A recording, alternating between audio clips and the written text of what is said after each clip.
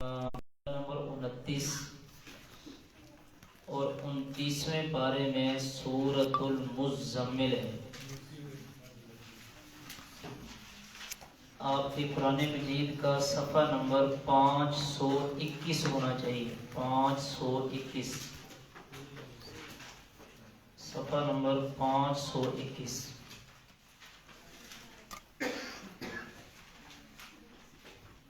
جس بھائی کو نہ ملے ساتھ والے بھائی سے مدد لے لیں۔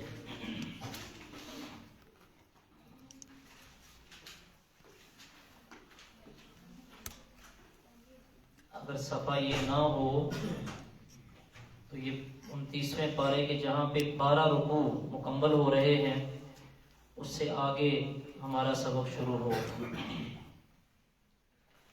سب سے پہلے تو اللہ تعالیٰ کا بے حد شکر ادا کرتے ہیں کہ اللہ رب العالمین نے ہمیں ایک مرتبہ پھر اپنے کلام کے لیے اپنے گھر میں جمع ہونے کی توفیق عطا فرمائی، اور اللہ تعالیٰ سے اس پہ ثابت قدمی کی دعا بھی کرتے ہیں کہ اللہ رب العالمین ہمیں اس پہ ثابت قدم رہنے کی توفیق عطا فرمائے۔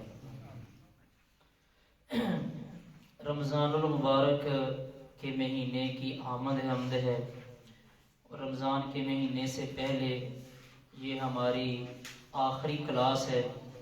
اس کے بعد انشاءاللہ تعالی رمضان کے مہینے کے بعد اللہ تعالی ہمیں اسی طرح ہی اپنے کلام کے لیے جمع ہونے کی توفیق دے، اور اللہ تعالیٰ سے یہ بھی دعا کرتے ہیں کہ یا اللہ تیرا بڑی ہی رحمتوں برکتوں والا مہینہ دوبارہ سے شروع ہونے جا رہا ہے، تو اللہ رب العالمین ہمیں دوبارہ سے اس مہینے کی بابرکت ساتیں اللہ ہمیں ان میں فائدہ اٹھانے کی توفیق عطا فرمائے۔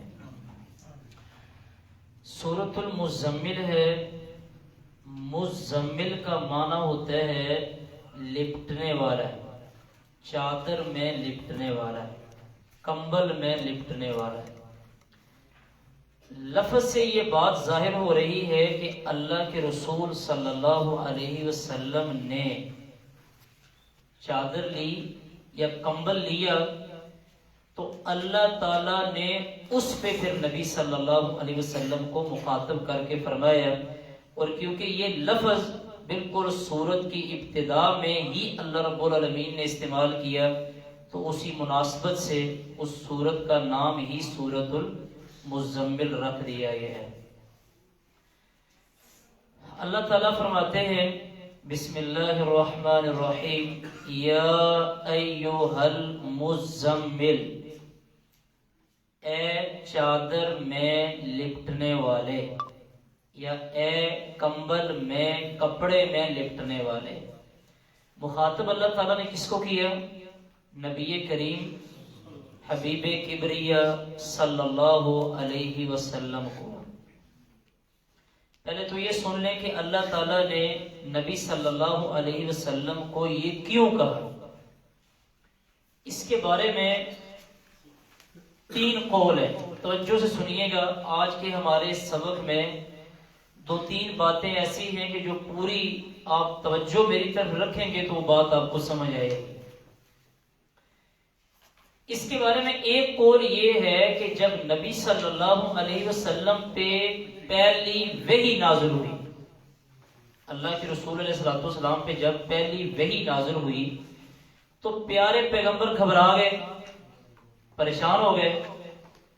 اب نبی علیہ السلام گھر گئے، اور گھر جا کے اللہ کے رسول صلی اللہ علیہ وسلم نے حضرت خدیجہ رضی اللہ تعالی عنہا کو کہا کہ میرے اوپر کمبل ڈال دو، چادر ڈال دو۔ اس کے بعد جب دوسری وحی آئی تو وہ دوسری وحی پہ اللہ نے فرمایا یا ایھا المزمل۔ ایک قول یہ ہے۔ دوسرا قول یہ ہے، وہ بھی صحیح بخاری ہے، اس میں یہ ہے جابر رضی اللہ تعالیٰ عنہ بیان فرماتے ہیں جو پہلی وحی نازل ہوئی نا، اقرا بسم ربک الذی خلق، اس وحی کے بعد پھر کچھ عرصہ وحی بند رہی، کچھ عرصہ پھر دوبارہ وحی نازل نہیں ہوئی۔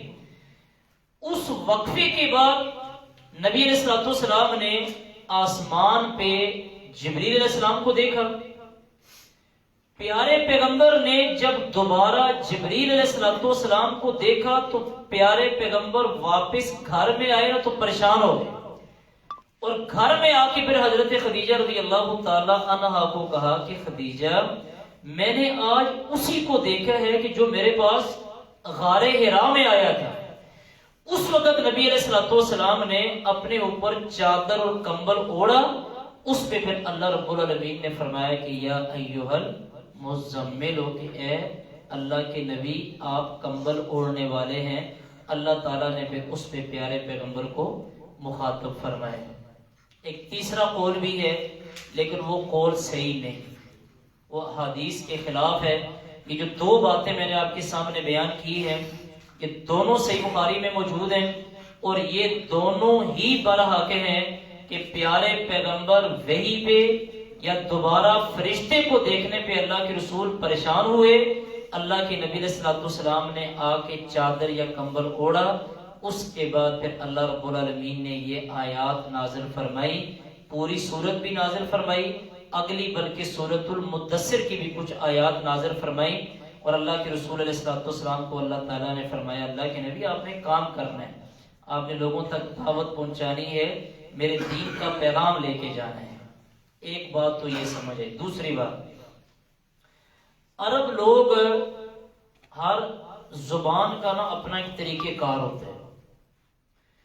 عرب لوگ جب کسی بندے کے ساتھ محبت کا اظہار کرتے ہیں، محبت کا اظہار کرتے ہیں تو اس بندے کو اسی حالت کے ساتھ پکارتے ہیں بندہ جس حالت میں موجود ہوتا ہے. یہ عرب لوگوں میں محبت کا اظہار ہوتا ہے. مثلا دیکھیں صحیح بخاری میں آتے ہیں حضرت علی رضی اللہ تعالی عنہ ایک دن فاطمہ رضی اللہ تعالی عنہا سے معمولی سے خفا ہو گئے. پیارے پیغمبر گھر میں آئے. اللہ کے نبی علیہ السلام نے پوچھا فاطمہ تیرے چچا کا بیٹا کہاں ہے؟ فرمایا اللہ کے نبی وہ کچھ خفا ہوئے ہیں اور اس طرف پہ نکلے. اچھا نبی کریم صلی اللہ علیہ وسلم اس طرف پہ پیچھے نکلے تو حضرت علی رضی اللہ تعالی عنہ مسجد نبوی میں لیٹے ہوئے تھے. کس میں؟ مسجد نبوی میں لیٹے ہوئے تھے. حضرت علی رضی اللہ تعالیٰ عنہ کی پیچھے کمر پہ پہ مٹی لگی ہوئی تھی. نیچے لیٹے ہوئے ہیں اور ان کی کمر پہ مٹی لگی ہوئی تھی. نبی کریم صلی اللہ علیہ وسلم جب پہنچے ہیں نا، اب کیونکہ حضرت علی رضی اللہ تعالیٰ لیٹے ہوئے تھے، کمر پہ مٹی بھی لگی ہوئی تھی، تو پیارے پیغمبر نے حضرت علی رضی اللہ تعالیٰ کو کیا کہہ کے پکارا؟ قم یا ابا تراب. قم یا ابا تراب. تراب کہتے ہیں مٹی کو. قم کا معنی کھڑے ہو جائیں، اے مٹی والے کھڑے ہو جائیں. نبی کریم علیہ السلام نے جو ان کو کہا ابو تراب مٹی والے، تو یہ پیارے پیغمبر نے اپنی محبت کا اظہار کیا ہے.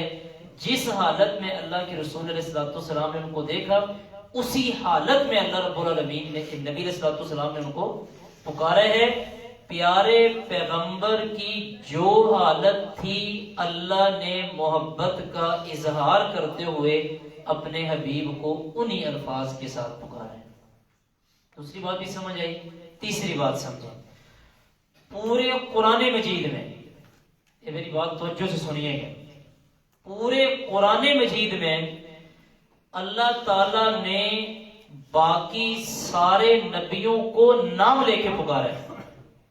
باقی سارے نبیوں کو دیکھیں، جب ایک والد اپنے بیٹے کو نام لے کے پکارے گا نا اس میں ادب کم ہوتا ہے، اور والد جب اپنے بیٹے کو بیٹا کہہ کے پکارے گا تو ادب، احترام اور تعظیم زیادہ ہوتی ہے. اللہ تعالیٰ نے قیامت تک کے آنے والے مسلمانوں کو اپنے نبی کا ادب سکھایا ہے. کیا سکھایا؟ آپ دیکھیں قرآن مجید میں اللہ تعالیٰ نے ابراہیم علیہ السلام کو یا ابراہیم کہہ کے پکارا ہے، یا نوح کہہ کے پکارا ہے، یا موسیٰ کہہ کے پکارا ہے. اللہ تعالیٰ نے ادب سکھایا قیامت تک کے آنے والے مسلمانوں کو۔ اللہ نے بذات خود اپنے پیغمبر کو پورے قرآن مجید میں نام لے کے نہیں پکارا، نام لے کے مخاطب اللہ تعالیٰ نے پورے قرآن مجید میں جب بھی نبی کریم علیہ الصلوۃ والسلام کو بلایا ہے نا، یا اللہ نے کہا یا ایھا المزمل کہا ہے، مدثر کہا ہے، یا ایھا الرسول کہا ہے، یا ایھا النبی کہا ہے، لیکن اللہ تعالیٰ نے پیارے پیغمبر کو ڈائریکٹ نام لے کے نہیں پکارا، اس لیے کہ وہ ادب کے خلاف ہے، نبی کریم علیہ الصلوۃ والسلام کی تعظیم کے خلاف ہے۔ تیسری بات تو یہ کہ اللہ تعالیٰ نے امت کو ادب سکھایا۔ آگے دیکھیں، یا ایھا المزمل، اے کپڑے میں، کمبل میں، چادر میں لپٹنے والے میرے نبی، قم اللیل، آپ رات کو قیام کریں، الا قلیلا، مگر تھوڑا، قم اللیل، آپ رات کو قیام کریں، یعنی پہلے فرمایا قم اللیل، رات کو قیام کریں، یعنی ساری رات کا قیام کریں، الا قلیلا، مگر تھوڑا، یعنی اس پوری رات میں سے تھوڑا سا کم کر لیں۔ اچھا کتنا کم کرنا ہے؟ اللہ نے فرمایا نصف ہو، آدھی رات، یعنی آدھی رات اللہ کے رسول آپ نے تہجد کی نماز ادا کرنی ہے۔ اوین قص منہ قلیلا، یا آپ اس سے تھوڑا سا کم کر لیں، اوین قص منہ قلیلا، یا آپ اس سے تھوڑا سا کم کریں، او زد علیہ، یا اس پر زیادہ کر لیں۔ آدھی رات کا اللہ نے فرمایا اللہ کے نبی آپ نے رات کو قیام کرنا ہے، تہجد کی نماز پڑھنی ہے۔ پھر آگے کیا فرمایا؟ فرمایا اللہ کے نبی اس سے آپ تھوڑا سا کم کر لیں یا تھوڑا سا زیادہ کر لیں۔ یہ اللہ تعالیٰ نے اپنے حبیب کو حکم دیا کہ اللہ کے نبی آپ نے رات کو تہجد کی نماز ادا کرنی ہے۔ پہلی بات تو یہ کہ یہ تہجد کی نماز، اس کے مختلف نام ہیں، یہ بات میری توجہ سے سنیے گا۔ تہجد بھی اس کو کہا جاتا ہے، قیام اللیل بھی کہا جاتا ہے۔ یہ جو رمضان میں ہم تراویح ادا کرتے ہیں، اس کا اصل نام قیام رمضان ہے، قیام اللیل ہے۔ وتر کی نماز جو ہم ادا کرتے ہیں، عشاء کی نماز کے فرض، اور جو عشاء کی نماز کے بعد آپ 2 یا 4 سنت نفل ملا کے ادا کرتے ہیں، اس کے بعد اگر کوئی بندہ نماز پڑھے گا تو وہ کس میں شمار ہوگی؟ وہ تہجد کی نماز ہوگی۔ اگلی بات یہ بھی ذہن میں رکھیں، تہجد کی نماز کا وقت کب شروع ہوتا ہے؟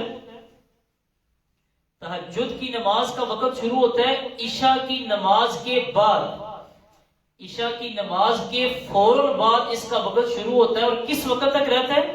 فجر کی اذان تک۔ پوری رات تہجد کا وقت ہے، صرف یہ ہے کہ اس پوری رات میں اس کا سب سے افضل وقت کون سے؟ وہ رات کا آخری پہر ہے۔ اب رات کو 3 حصوں میں تقسیم کر لیں، جو رات کا آخری پہر ہوگا وہ اس تہجد کی نماز کے لیے سب سے افضل ترین وقت ہوگا۔ ویسے تہجد کی نماز وہ آپ عشاء کی نماز سے لے کے صبح فجر کی نماز تک پڑھ سکتے ہیں۔ قیام اللیل بھی تہجد ہے، تہجد بھی تہجد ہے، قیام رمضان بھی تہجد ہے۔ اب رمضان میں جو ہم قیام کرتے ہیں وہ بھی تہجد کی نماز ہے۔ عشاء کی متصل بات اس لیے پڑھی جاتی ہے کہ تاکہ لوگوں کے لیے آسانی ہو، اور کسی بندے کا وہ رمضان کے مہینے میں قیام یا تراویح یا تہجد کی نماز نہ رہے۔ عمر رضی اللہ تعالیٰ عنہ کے بارے میں آپ نے یہ بات سنی ہوگی کہ عمر رضی اللہ تعالیٰ عنہ رمضان کے مہینے میں خود تراویح یا قیام رمضان یا تہجد کی نماز کب ادا کرتے تھے؟ بالکل رات کے آخری پہر میں۔ اللہ کے رسول علیہ الصلوۃ والسلام کا بھی عام معمول یہی تھا۔ تو لہذا اگر کوئی بندہ اب وتر کی نماز پڑھتے ہیں تو وتر کی نماز آپ کب ادا کرتے ہیں؟ عشاء کی نماز کے فوراً بعد ادا کرتے ہیں نا۔ اور وتر کی نماز کا تعلق کس کے ساتھ ہے؟ تہجد کے ساتھ ہے۔ آپ کہیں گے اس کی دلیل کیا ہے؟ اس کی کیا دلیل ہے کہ وتر کی نماز کا تعلق تہجد کے ساتھ ہے؟ آپ پیارے پیغمبر کی زندگی کا معمول چیک کریں. پیارے پیغمبر نے ساری زندگی وتر کی نماز کب ادا کی؟ تہجد سے پہلے کے بعد میں ادا کی. اس کا مطلب یہ کہ وتر کا تعلق کس کے ساتھ ہے؟ وتر کا تعلق تہجد کی نماز کے ساتھ ہے. تو تہجد کا جو وقت ہے یہ کب شروع ہوا؟ عشاء کی نماز کے بعد سے لے کے صبح فجر کی اذان تک. ہاں، اس پوری رات میں سب سے افضل وقت کون سا ہے؟ آخری پہر.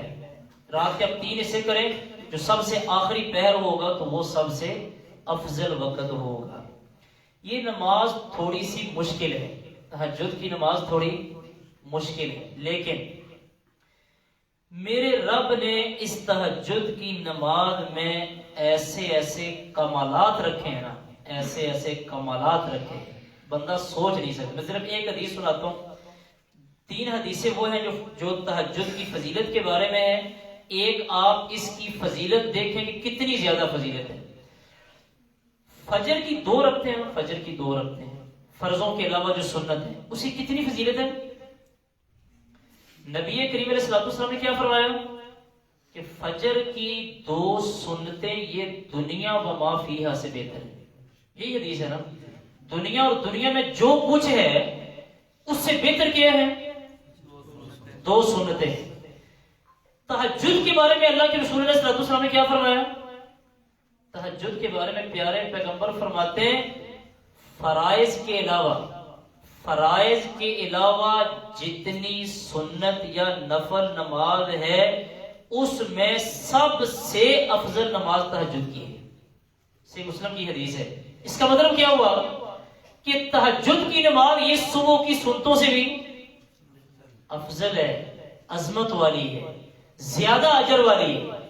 آپ صرف فجر کی 2 سنتوں کی اہمیت کا اندازہ لگائیں اور پیارے پیغمبر علیہ الصلوۃ والسلام نے الفاظ ارشاد فرمائے کہ افضل الصلاۃ بعد الصلاۃ المکتوبہ، سب سے افضل نماز فرضی نماز کے بعد فرمایا الصلاۃ فی جوف اللیل، رات کے درمیان میں جا کے تہجد کی نماز ادا کرنا. ایک اور حدیث ہے سنن ترمذی میں آتا ہے، اس کی حدیث نمبر 3579 ہے. اقرب ما یقول الرب من العبد فی جوف اللیل، پیارے پیغمبر فرماتے ہیں رب خالق ہے نا. رب کیا ہے؟ خالق. بندہ کیا ہے؟ مخلوق. رب اپنے بندے کے سب سے زیادہ قریب رات کے آخری پہر میں ہوتا ہے. اللہ تعالیٰ اپنے بندے کے سب سے زیادہ قریب کب ہوتا ہے؟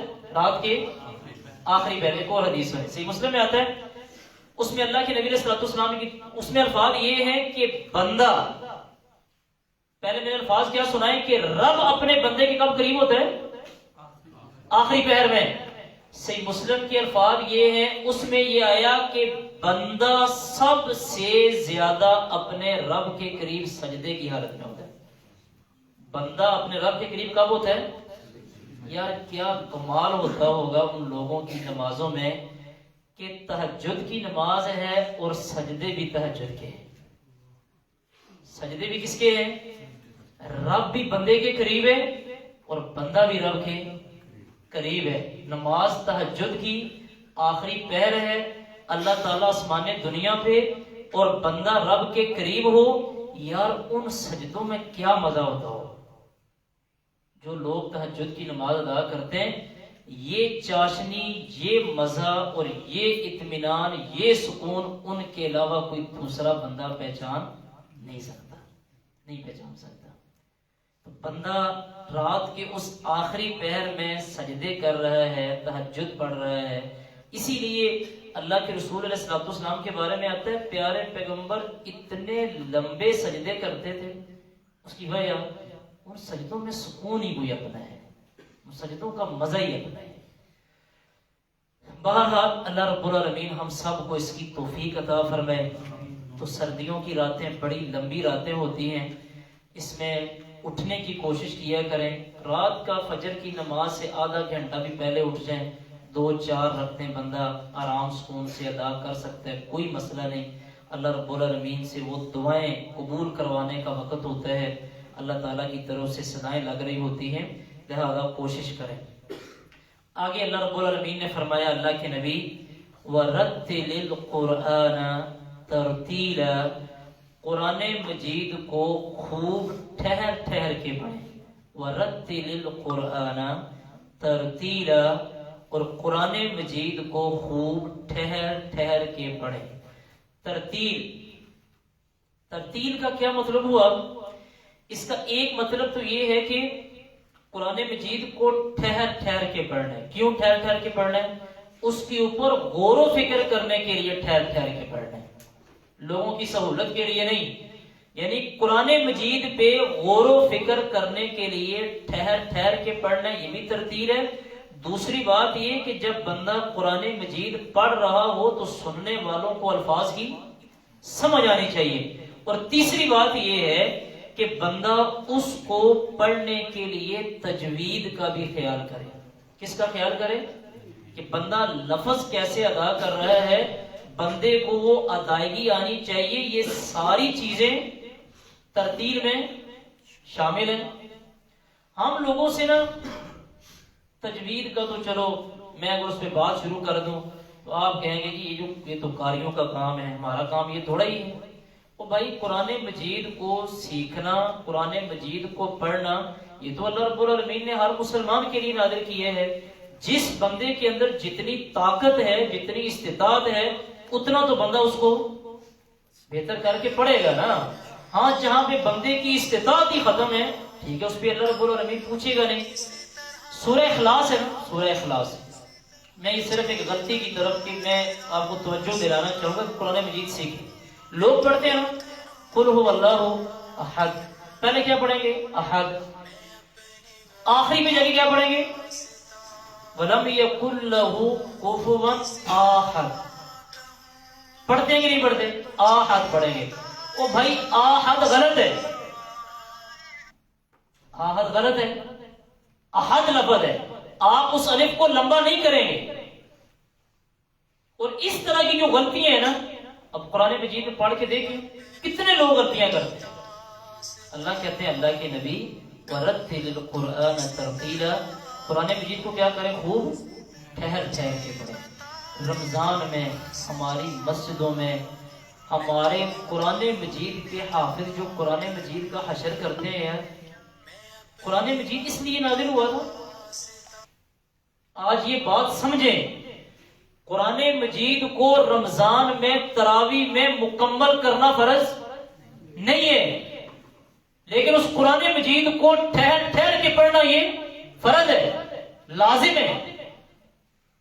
مطلب اس انداز کے ساتھ اس قرآن مجید کو پڑھنا کہ نہ پڑھنے والے کو پتہ ہے نہ پیچھے سننے والے کو پتہ ہے، یہ کوئی طریقہ کار نہیں ہے قرآن مجید کو پڑھنے کا، اور نہ ہی اللہ رب العالمین نے اس کا حکم دیا، نہ اجازت دی، اور نہ یہ پیارے پیغمبر یا صحابہ کرام کا طرز عمل رہا ہے۔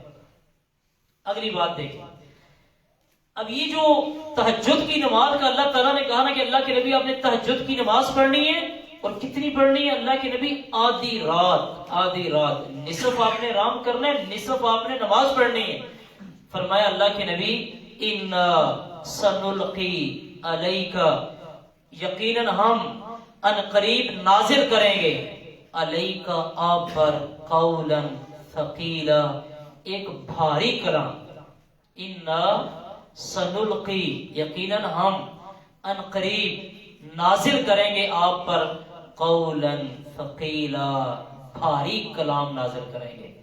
اور بھاری کلام سے کیا مراد ہے؟ یہ رب العالمین کا قرآن مجید ہے۔ قرآن مجید کو میرے رب نے کیا کہا کہ یہ کیا ہے؟ بھاری کلام ہے۔ اچھا بھاری کلام کس اعتبار سے؟ بھاری کلام ہم لوگوں نے یہ سمجھا کہ یہ بڑا بھاری کلام ہے اور ہر بندے کی سمجھ میں تو آ نہیں سکتا، لہذا لوگوں نے سیکھنا ہی چھوڑ دیا۔ آج یہ کمی کوتاہی ذہن بالکل صاف کر کے جائیے گا، یہاں قولاً ثقیلاً کا یہ معنی ہے ہی نہیں کہ قرآن مجید مشکل ہے۔ جو معنی اس کے میں بیان کرتا ہوں، ایک اس کا معنی یہ ہے کہ یہ اترتے ہوئے بھاری ہے۔ جب یہ قرآن مجید اللہ کے نبی آپ پہ اترے گا تو یہ انتہائی بھاری ہوگا۔ صحیح بخاری ہے، اس کی دوسری حدیث ہے۔ صحابہ کرام امہات المومنین بیان کرتے ہیں شدید سردی کے موسم میں جب پیارے پیغمبر پہ وحی اترتی تھی تو اللہ کے نبی کی پیشانی پہ پسینہ آ جاتا تھا۔ شدید سردی کے موسم میں وحی اتری ہے اور پیارے پیغمبر کے جسم میں پسینہ آ جایا کرتا ہے۔ حدیث آتی ہے صحیح بخاری میں 2832 ہے۔ زید بن ثابت رضی اللہ تعالیٰ فرماتے ہیں، کہتے ہیں ایک دن ہم اللہ کے نبی علیہ الصلوۃ والسلام کے ساتھ ایسے بے تکلف ہو کے بیٹھے ہوئے تھے اور کہتے ہیں میری ٹانگ نیچے تھی اور پیارے پیغمبر کی ٹانگ میری ٹانگ کے اس طرح اوپر تھی۔ جس طرح بندہ دوستوں میں بیٹھا ہوتا ہے نا، یہاں سے ایک اور اندازہ بھی آپ لگائیں کہ پیارے پیغمبر کی اپنے ساتھیوں کے ساتھ محبت کتنی۔ دوسری بات یہ سمجھیں کہ یار صحابہ کرام بھی کیا خوش نصیب لوگ تھے، کیا خوش نصیب لوگ تھے۔ بیٹھنا کس کے ساتھ؟ اللہ کے نبی کے ساتھ۔ کھانا پینا کس کے ساتھ؟ اللہ کے نبی کے ساتھ۔ باتیں کس کے ساتھ کرنی ہیں؟ اللہ کے نبی کے ساتھ کرنی ہے۔ چہرہ کس کا دیکھتے تھے؟ حبیب کبریا کا چہرہ روزانہ دن میں کتنی بار دیکھتے تھے۔ اچھا خیر، زید بن ثابت فرماتے ہیں کہ میری ٹانگ نیچے تھی، پیارے پیغمبر نے اپنی ٹانگ میری ٹانگ اس ٹانگ کے اوپر رکھی ہوئی تھی۔ کہتے ہیں اتنی دیر میں نا وحی نازل ہونا شروع ہوئی، وحی نازل ہونا شروع ہوئی۔ یہ زید بن ثابت کے الفاظ ہیں صحیح بخاری میں۔ زید بن ثابت رضی اللہ تعالیٰ فرماتے ہیں، فرمایا اس قدر اللہ کے نبی کی ٹانگ اور ران وزنی ہو گئی کہ مجھے یہ خطرہ تھا کہ میری ران نیچے کچل جائے۔ پیارے پیغمبر کا جسم اتنا وزنی ہو گیا، کہتے ہیں مجھے یہ لگ رہا تھا کہ اس وحی یعنی اس وجہ سے میری ٹانگ نیچے ٹوٹ جائے گی، کچلی جائے۔ ایک مطلب کیا ہوا کہ اللہ کے نبی ہم آپ پہ کلام نازل کریں گے اور یہ اترتے ہوئے کیا ہے؟ اللہ کے نبی یہ اترتے ہوئے بڑا بھاری ہوگا۔ دوسری بات بھاری ہونے سے مراد، دوسری بات یہ ہے کہ یہ اللہ کا کلام باقی ساری کتابوں صحیفوں دنیا کی کتابوں سے بھاری ہے، وزنی ہے۔ دنیا کی کوئی کتاب کوئی کلام اس رب العالمین کے کلام کا مقابلہ نہیں کر سکتے، اور آج تک نہیں نہ ہوا۔ یہ بھی ایک لمبا موضوع ہے، کسی دن اس پہ بات آئی تو انشاءاللہ اس پہ بات کریں گے۔ اللہ تعالیٰ کے کلام کا مقابلہ اس وقت سے آج تک نہیں نہ ہوا تو قیامت تک بھی نہیں ہونا۔ تیسرا مطلب یہ ہے کہ اس پہ عمل کرنا بھاری ہے، اس پہ عمل کرنا بھاری ہے کہ پورے قرآن مجید کو کوئی بندہ صحیح معنوں میں کما حقو کو بندہ اس پہ عمل کرنا شروع کر دے۔ فرمایا اللہ کے نبی میں ایسا کلام نازل کروں گا کہ اس کے اوپر عمل کرنا بھاری ہوگا لوگوں کے لیے، لیکن مومنوں کے لیے، ایمان والے لوگوں کے لیے نہیں۔ چوتھا اس کا معنی یہ ہے کہ اللہ کے نبی میں ایسا کلام نازل کروں گا اس کو دنیا میں پہنچانا ہے، اور یہ جو دنیا میں پہنچانے والا کام ہوگا اللہ کے نبی یہ بھاری ہے، یہ ہر بندے کے بس کا کام نہیں، ہر بندے کے بس کا کام نہیں۔ اللہ کے نبی علیہ الصلوۃ والسلام کو اللہ تعالیٰ تیار کر رہے ہیں کہ اللہ کے نبی آپ نے تہجد کی نماز پڑھنی ہے، اس لیے کہ اللہ کے نبی ان قریب ہم آپ پہ بڑا بھاری کلام نازل کرنے لگے ہیں۔ اگلی بات دیکھیں، اللہ فرماتے ہیں اللہ کے نبی ان ناشئۃ اللیل، یقیناً رات کو اٹھنا، ہی اشد وطئا واقوم قیلا، یہ زیادہ سخت ہے وطئا کچلنے میں، واقوم اور زیادہ درستگی والا ہے، قیلا بات کرنے میں۔ ان ناشئۃ اللیل، یقیناً رات کو اٹھنا، ہی اشد وطئا واقوم قیلا، یہ زیادہ سخت ہے کچلنے میں، واقوم قیلا اور زیادہ درستگی والا ہے، قیلا بات کرنے میں۔ کیا مطلب ہوا؟ فرمایا اللہ کے نبی میں آپ پہ بڑا بھاری کلام نازل کرنے لگوں، آپ نے لوگوں تک پہنچانے ہیں، اور لوگوں تک اللہ کا یہ کلام وہ بندہ پہنچا سکتا ہے کہ جس کی زبان کیا ہو؟ روانگی ہو، اس کی زبان میں درستگی ہو. اور فرمایا اللہ کے نبی آپ اپنی زبان میں روانگی اور درستگی پیدا کرنے کے لیے اللہ کے نبی آپ رات کی نماز پڑھیں گے، آپ تہجد کی نماز ادا کریں گے. دوسری بات یہ، بندے کو بہت ساری نیکیاں کرنے سے کون روکتا ہے؟ انسان کا نا اندر کا ایک نفس ہوتا ہے، ضمیر ہوتا ہے کہ جو بندے کو نا گناہوں کی طرف ترغیب دیتا ہے، جو بندے کو گناہوں کی طرف لے کے جاتا ہے، جو بندے کو برائی کا حکم دیتا ہے. بندہ کئی سارے گناہ کرنا بندہ کرے گا کیوں؟ اس دلی خواہش پہ بندہ آگے کرے گا. بہت سارے، ایک بندہ جو ہے وہ کسی کو نماز کی دعوت کیوں نہیں دے گا؟ بندہ اندر اندر نا وہ شرم محسوس کرتا ہے. کوئی بندہ کسی کو قرآن مجید کی کلاس کی دعوت کیوں نہیں دے گا؟ وہ بندہ اندر اندر کیا کرے گا؟ یار میں اب اس کو کہوں گا کہ یار قرآن مجید کی کلاس ہے. پھر بسا اوقات نا شیطان اندر اندر سے یہ بھی کہتے ہیں اور تو خود اتنی کمیاں کوتاہیاں گناہ کرتا ہے، دوسرے کو کہے گا تو دوسرے لوگ تجھے کیا کہیں گے؟ اور وہ اندر اندر سے پھر بندہ پیچھے نیکیوں سے بندہ پیچھے ہٹتا ہے. بندہ کوئی معاشرے میں نیکی کرنے لگے گا نا تو بندے کا اندر لگے گا فلاں کیا کہے گا، فلاں نے کیا کہنا ہے، فلاں نے کیا کہنا ہے، اور بندہ وہ نیکی چھوڑ دیتا ہے. فرمایا اللہ کے نبی یہ رات کو اٹھنا یہ اس نفس کو کچلنے میں سب سے زیادہ سخت ہے. یا اشد، یہ سب سے زیادہ سخت ہے. وَتْأَمْ وَأَقْوَمُ قِيلًا، اس نفس کو کچلنے میں، وَأَقْوَمُ اور زیادہ درستگی والا ہے، قیلاً بات کرنے میں. اور پھر ایک صحابی رسول آیا نبی کریم علیہ الصلوۃ والسلام کے، مسند احمد میں روایت آتی ہے. انہوں نے کہا کہ اللہ کے نبی فلاں بندہ بڑا عجیب ہے. کیا ہوا ہے؟ نے کہا اللہ کے نبی یہ رات کو تہجد کی نماز بھی پڑھتے ہیں اور صبح چوریاں کرتے ہیں. رات کو تہجد کی نماز پڑھ صبح کیا کرتا ہے؟ چوریاں کرتے ہیں.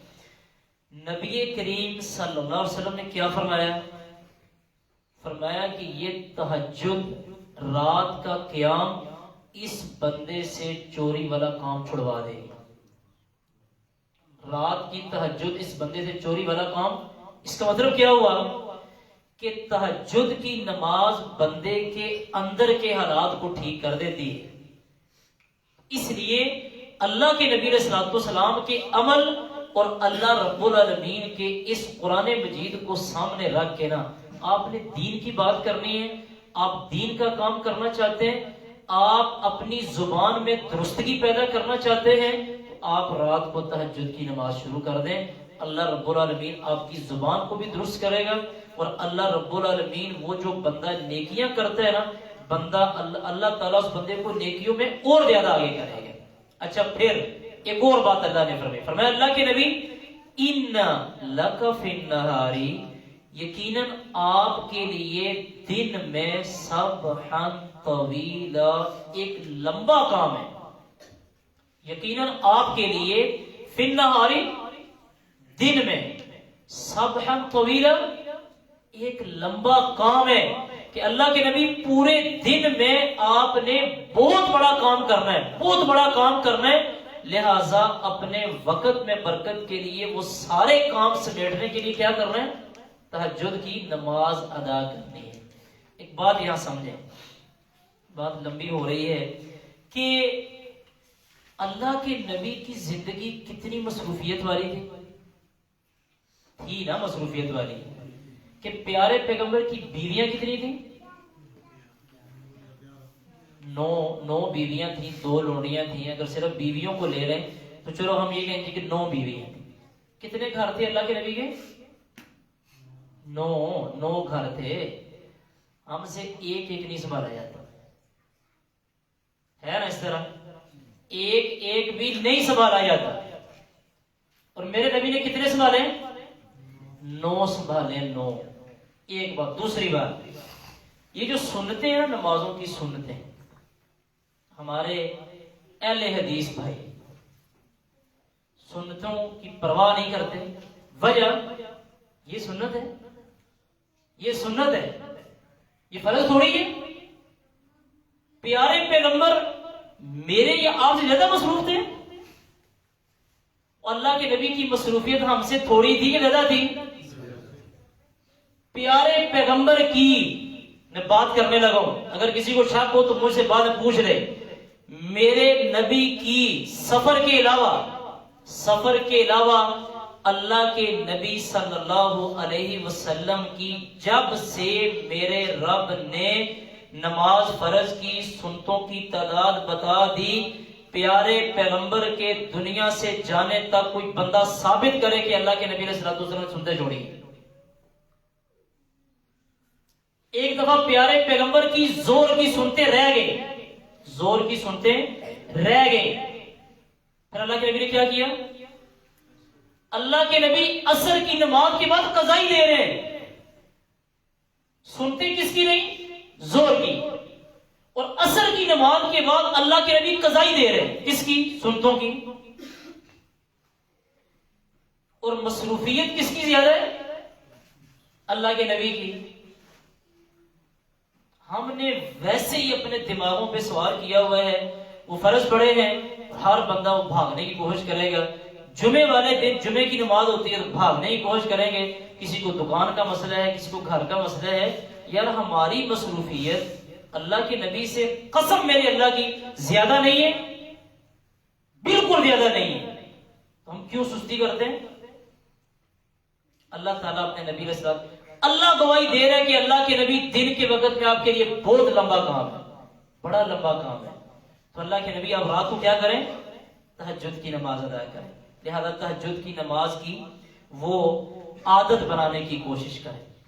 آگے اللہ نے فرمایا اللہ کے نبی وَاذْكُرِ اسْمَ رَبِّكَ، اپنے رب کا نام یاد کریں. وَتَبَتَّلْ إِلَيْهِ تَبْتِيلًا، اور اللہ کی طرف پوری طرح متوجہ ہو جائے. وَتَبَتَّلْ إِلَيْهِ تَبْتِيلًا، اور اللہ کی طرف پوری طرح متوجہ ہو جائیں. اس کا ایک مطلب یہ ہے کہ اللہ کے نبی رات کا وہ جو قیام ہے اس کے علاوہ بھی دن رات کے ہر وقت میں آپ نے کیا کرنا ہے؟ اللہ کو یاد کرنا ہے. اور باقی ساری توجہ مخلوق سے ہٹا کے کس کی طرف رکھنی ہے؟ اللہ کی طرف رکھنی ہے. ایک معنی یہ کہ یعنی رات کے قیام کے علاوہ بھی اللہ کے نبی آپ نے اپنے رب کا نام یاد کرنا ہے. دوسرا اس کا مطلب یہ ہے کہ اللہ کے نبی دن کی مصروفیات سے جو ہی آپ نے فارغ ہونا ہے، تو جو ہی فارغ ہونا ہے تو فوراً کیا کرنا ہے؟ فوراً اللہ کی طرف متوجہ ہونا ہے. جو ہی اپنے کام سے آپ فارغ ہو جائیں تو فوراً رجوع کس کی طرف کرنا ہے؟ اللہ کی طرف کرنا ہے. لہذا اللہ رب العالمین کا ذکر کیا کریں. بڑی پیاری پیاری دعائیں اللہ کے رسول علیہ الصلوۃ والسلام نے سکھائی ہیں، وہ دعائیں یاد کریں. یقین کریں ہماری مسلمانوں کی جن زبانوں پہ قرآن ہونا چاہیے تھا، دعائیں ہونی چاہیے تھی، سبحان اللہ، الحمدللہ، اللہ اکبر، استغفر اللہ ہونا چاہیے تھا. یقین کریں آج کے نوجوان، جن نوجوانوں کو ہونا یہ چاہیے تھا کہ یہ لوگوں کو قرآن مجید پڑھ پڑھ کے سناتے، ان نوجوانوں کی زبانوں پہ سارا دن ایسی گندی غلیظ قسم کی گالیاں ہوتی ہیں کہ بندہ مجلس میں بیٹھ کے سن نہیں سکتا. مسلمان کلمہ پڑھنے والے، نبی کریم علیہ الصلوۃ والسلام کے ساتھ محبت کا دعویٰ کرنے والے، زبان ہے اللہ تعالیٰ نے دی ہے. 2 3 4 عورتیں کسی جگہ کے اوپر جا کے بیٹھ جائیں گی، لازماً کسی کی وہ غیبت جاری ہوگی، چغلی جاری ہوگی. کسی کی نئی شادی ہوتی ہے، اچھا عورتیں وہ ثواب کی نیت سے ملنے کے لیے جاتی ہیں. میری مائیں بہنیں سن رہی ہیں، میری بھی بہنیں ہیں، بیوی بھی ہے، بچیاں بھی ہیں. کسی کی نئی شادی ہوتی ہے، ہماری مائیں بہنیں اس نئی نویلی دلہن کو ملنے کے لیے کیوں جاتی؟ کیوں جی؟ تسلی دینے کے لیے جاتی ہیں؟ کیوں تسلی دینے کے لیے جاتی ہیں؟ یا اس کے لیے جاتی ہیں کہ چلو ہم جا کے کیا کریں؟ ملاقات کر کے آئیں، اسلام کی وجہ سے ملاقات کر کے، اس وجہ سے جاتی ہیں. ہماری مائیں بہنیں بیوی بیٹیاں جا کے نا وہ اس کے پورے چہرے کو دیکھیں گی، اور پھر گھر میں آ کے تبصرے ہوتے ہیں، اور گھر میں آ کے پھر آپس میں آ کے بیٹھ کے باتیں ہوتی ہیں، کام تھوڑا اس طرح تھا، ناک ایسے تھا، دانت اس کے ایسے تھے، ہونٹ اس کے ایسے تھے، آنکھیں اس کی ایسی تھیں، اور یہ ساری باتیں گھر میں آ کے پھر تبصرے ہوتے ہیں۔ شریعت ہمیں اس کی اجازت دیتی؟ یار اتنا وقت اگر میری مائیں بہنیں، میں اور آپ مرد حضرات سارے اگر ہم اللہ اکبر، یہ سبحان اللہ کہہ دیں، آپ کو پتہ ہے سبحان اللہ 100 دفعہ کہتے کتنی نیکیاں ملتی ہیں؟ صحیح مسلم کی حدیث ہے، 100 دفعہ، صرف 100 دفعہ سبحان اللہ کہنے سے اللہ نامہ اعمال میں 1000 نیکیاں لکھتے ہیں، 1000 گناہ معاف کرتے ہیں۔ 1.5 منٹ کا کام۔ اگلی بات اللہ نے فرمائی، اللہ کے نبی آپ نے اپنے رب کو یاد اس لیے کرنا ہے، اپنے رب کی طرف متوجہ اس لیے ہونا ہے کہ رب المشرق والمغربی، وہ مشرق اور مغرب کا رب ہے، لا الہ، کوئی معبود نہیں ہے، الا ہوا، سوائے اس کے، فاتخذہ وکیلا، لہذا آپ اسی کو اپنا وکیل بنائیں، لا الہ، کوئی معبود نہیں، الا ہوا، سوائے اس کے، فاتخذہ وکیلا، بس آپ اس کو اپنا وکیل بنائیں۔ وکیل کہا جاتا ہے کہ آپ اپنا کام جس کے سپرد کریں گے، آپ اپنا کام جس کے سپرد کریں گے، میرا کام اب تو نے کرنا ہے، فرمایا اللہ کے نبی آپ اپنے سارے کام کس کے حوالے کریں؟ اللہ کے حوالے کریں، اللہ آپ کا وکیل ہے، آپ کے کام اللہ تعالیٰ سے بیٹھے گا، اپنے معاملات اللہ کے سپرد کریں، توکل کس پہ کریں؟ اللہ پہ کریں۔ یہ بھی بڑی کمزوری ہے کہ مسلمان اللہ رب العالمین کی قدر بھی نہیں کرتے، اللہ پہ توکل بھی نہیں کرتے، بھروسہ بھی نہیں کرتے۔ اچھا پھر اب اللہ تعالیٰ اگلی بات کرنے لگے کہ اللہ کے نبی اب یہ میرا بھاری کلام لے کے آپ نے باہر نکلنا ہے، آپ نے لوگوں کو دعوت دینی ہے، فرمایا اللہ کے نبی پھر رکاوٹیں آئیں گی، لوگ باتیں کریں گے، پھر کیا کرنا ہے؟ فرمایا اللہ کے نبی وَاصْبِرْ، اور آپ صبر کریں، عَلَىٰ مَا يَقُولُونَ، اس پر جو یہ لوگ کہتے ہیں، وَاصْبِرْ، آپ صبر کریں، عَلَىٰ مَا يَقُولُونَ، اس پر جو یہ لوگ کہیں گے، وَاهْجُرْهُمْ، آپ ان کو چھوڑ دیں، حجرن جمیلا، بہترین طریقے کے ساتھ چھوڑ دینا۔ سبحان اللہ۔ اب دیکھیں اللہ نے کیا کہا کہ اللہ کے نبی ہمیں کیا کرنا ہے؟ صبر کرنا ہے۔ قسم اللہ تعالیٰ کی، اللہ کے نبی نے دنیا میں صبر کا پہاڑ بن کے ثابت کیا ہے، اتنا کافروں مشرکوں نے تنگ کیا پیارے پیغمبر علیہ الصلوۃ والسلام کو، اللہ کے نبی نے صبر کیا۔ آپ اندازہ یہاں سے لگائیں، ایک تو یہ ہے کہ چلو لوگوں نے اللہ کے نبی علیہ الصلوۃ والسلام کو پتھر مارے ہیں، اللہ کے رسول علیہ الصلوۃ والسلام کو بعد لوگ کیا کہتے تھے؟ کوئی کہتا تھا یہ مجنون ہیں، کوئی کہتے تھے جادوگر ہیں، کوئی کیا کہتا تھا، کوئی کیا کہتا تھا۔ قرآن مجید میں ایک جگہ پہ آتا ہے کہ یہ ظالم لوگ باقاعدہ گروہوں کی شکل میں آتے تھے، 3 4 5 گروہ بنا کے اللہ کے نبی کے رستے میں جا رہے ہیں نا، 3 4 ادھر ہیں، 3 4 ادھر ہیں، 3 4 پیچھے ہیں، اور سارے اطراف سے پیارے پیغمبر کو تانے دیتے تھے، زبانیں کستے تھے۔ مجال ہے کہ پیارے پیغمبر علیہ الصلوۃ والسلام نے لوگوں کے اس قدر تان و تشنیع کے باوجود بھی پیارے پیغمبر نے دعوت کا کام چھوڑا نہیں، چھوڑا، کرتے رہے۔ جن لوگوں نے پیارے پیغمبر کو پتھر مارے، اللہ کے نبی نے ان کو دعائیں دی، جن لوگوں نے اللہ کے نبی کو تنگ کیا، اللہ کے نبی دعائیں دیتے رہے، صبر کر کے دکھایا ہے۔ اور اللہ کیا فرماتے ہیں؟ وَاصْبِرْ عَلَىٰ مَا يَقُولُونَ، اللہ کے نبی اپنے صبر کرنا ہے اس پہ جو یہ لوگ کہتے ہیں، انتقام کی طرف نہیں آنا۔ وَاهْجُرْهُمْ هَجْرًا جَمِيلًا، ان کو چھوڑنا بھی ہے تو وہ بھی اچھے طریقے کے ساتھ چھوڑنا ہے۔ کیا مطلب ہوا کہ اگر آپ ان سے الگ بھی ہونا ہے تو اس طرح الگ نہیں ہونا کہ آپ ان کو دعوت ہی نہ دیں، ہاں الگ ضرور ہوں، لیکن جہاں پہ دعوت دینے کی باری آئے گی تو اللہ کے نبی آپ ان کو دعوت دیں گے۔ وَذَرْنِي، اللہ کے نبی آپ مجھے چھوڑ دیں، وَالْمُكَذِّبِينَ، جھٹلانے والوں کو بھی چھوڑ دیں، اولی نعمتی جو خوشحال ہیں، جھٹلانے والے جو خوشحال ہیں ان کو بھی چھوڑیں، مجھے بھی چھوڑیں، وَمَهِّلْهُمْ قَلِيلًا ان کو تھوڑی سی مہلت دیں، وَمَهِّلْهُمْ قَلِيلًا اور ان کو تھوڑی سی مہلت دیں۔ کیا مطلب ہوا؟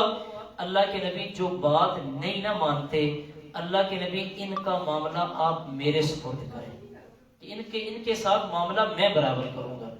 پھر آگے کیا فرمایا وَالْمُكَذِّبِينَ أُولِي النَّعْمَةِ وہ جھٹلانے والے جن کو دنیا میں اللہ نے بڑی خوشحالی دی ہے، مال بھی دیا، اولاد بھی دی، سارا کچھ دیا ہوا ہے، لیکن اللہ کے نبی اگر یہ جھٹلا رہے ہیں ان کا معاملہ میرے سپرد کریں، آپ ان کو وَمَهِّلْهُمْ قَلِيلًا ان کو تھوڑی سی مہلت دیں، اور تھوڑے سے وقفے کے بعد آپ دیکھیں گے کہ یہی لوگ دوبارہ آپ کے پاس آئیں گے۔ غزوہ بدر ہوا نا، تھوڑی دیر کے بعد غزوہ بدر ہوا، بڑے بڑے کافروں کے سردار مارے گئے۔ 6 یا 7 ہجری میں مکہ فتح ہوا۔ پیارے پیغمبر جس مکہ سے بڑی بے دردی کے ساتھ نکالے گئے تھے، میرے نبی کو مجبور کیا گیا، 6-7 سال کے بعد وہی اللہ کے نبی اسی بلال کو ساتھ لے کے، صحابہ کرام کو ساتھ لے گئے، جس بلال کو مکہ کی گلیوں میں گھمایا جاتا تھا، مارا جاتا تھا، پیٹا جاتا تھا، جن صحابہ کرام کو رات کے اندھیرے میں نکلنے پہ مجبور کیا گیا، 6-7 سال کے عرصے میں دوبارہ کس طرح داخل ہو رہے ہیں؟ فاتح بن کے داخل ہو رہے تھے۔ فرمایا اللہ کے نبی اب ان کا معاملہ میرے سپرد کریں، ان کو تھوڑی سی مہلت دیں۔ 2-3 آیتیں پڑھ لیں بس کریں، پڑھ لیتے ہیں۔ اب آگے اللہ رب العالمین نے ان کا حال بیان کیے ہیں۔ اللہ فرماتے ہیں اللہ کے نبی دنیا میں بھی سزا مل جائے گی، جب میرے پاس آخرت میں میرے پاس آئیں گے یہ لوگ، ان لدینا انکالا یقیناً ہمارے پاس انکالا وجحیما بیڑیاں ہیں، وجحیما اور بھڑکتی ہوئی آگ ہے۔ ان لدینا یقیناً ہمارے پاس انکالا بیڑیاں ہیں، وجحیما اور بھڑکتی ہوئی آگ ہے۔ جانوروں کے پاؤں کے جو زنجیر ہوتے ہیں نا، زنجیر یا ان کو لگام ڈالنے کے لیے جو لوہے استعمال کیے جاتے ہیں نا، ان کو عربی زبان میں انکال کہا جاتا ہے۔ اور اللہ نے فرمایا اللہ کے نبی ان کے لیے ہمارے پاس کیا ہے؟ وہ جانوروں کے پاؤں میں جو لوہے کی زنجیریں ڈالی جاتی ہیں، فرمایا اللہ کے نبی ہمارے پاس ان کے لیے وہ ہے، وجحیما اور پھر بھڑکتی ہوئی آگ ہے، لوہے کی زنجیر ہے، پاؤں میں ڈلی ہوئی ہے، منہ کو لگام ڈال دی گئی، گلے کے اندر توق ڈال دیے گئے لوہے کی زنجیروں سے، اور اوپر سے پھینکا کس میں جا رہا ہے؟ آگ میں۔ فرمایا وَطَعَامًا اللہ کے نبی ایسا کھانا ہے ذا غصۃ جو گلے میں پھنس جانے والا ہے، وَعَذَابًا عَلِيمًا اور دردناک عذاب ہے۔ یہ جو ہے نا ذا غصۃ، گلے کے اندر جو کھانا پھنس جاتا ہے نا، اس میں ایک تو ہے نا وقتی طور پہ کھانا پھنستا ہے، یا تو وہ اندر پیٹ میں چلا جاتا ہے یا وہ کھانا باہر آ جاتا ہے۔ ذا غصۃ میں وہ کھانا آتا ہے کہ جو ایسا پھنسے گا نہ پیٹ کے اندر جائے گا نہ باہر نکلے گا۔ اور یہ حلق جو ہے نا، حلق انسان کا جو گلا ہے نا، گلا، اللہ رب العالمین نے اس کو اتنا نازک بنایا ہے نا، اتنا نازک بنایا ہے۔ مثلا سردیوں کا موسم ہے، مچھلی کھا رہا ہو نا بندہ، بالکل باریک سا کانٹا گلے میں پھنس جائے گا، پھر بندے کو احساس ہوتا ہے کہ میرے گلے میں نا کوئی چیز اٹکی ہوئی ہے، طبیعت خراب ہو جاتی ہے۔ یہ گلا اتنا نازک ہے، اتنا نازک ہے۔ اور اللہ تعالیٰ کیا فرمائے؟ کھانا ایسا کہ جو گلے میں پھنس جائے گا، نہ آگے جائے گا نہ باہر نکلے گا۔ فرمایا وَعَذَابًا عَلِيمًا اور پھر ساتھ اوپر سے دردناک عذاب بھی ہے۔ دن کون سا ہوگا؟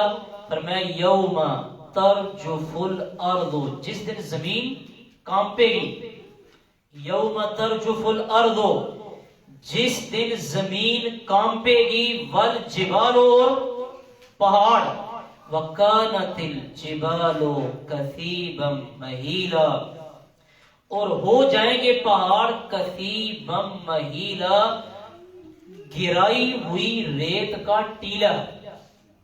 وَكَانَتِ الْجِبَالُ، اور پہاڑ ہو جائیں گے کثیبًا مہیلا، گرائی ہوئی ریت کا ٹیلا. ریت ہوتی ہے نا، ریت اوپر سے مسلسل نیچے بالکل ذروں کی صورت میں نیچے آ رہی ہوتی ہے.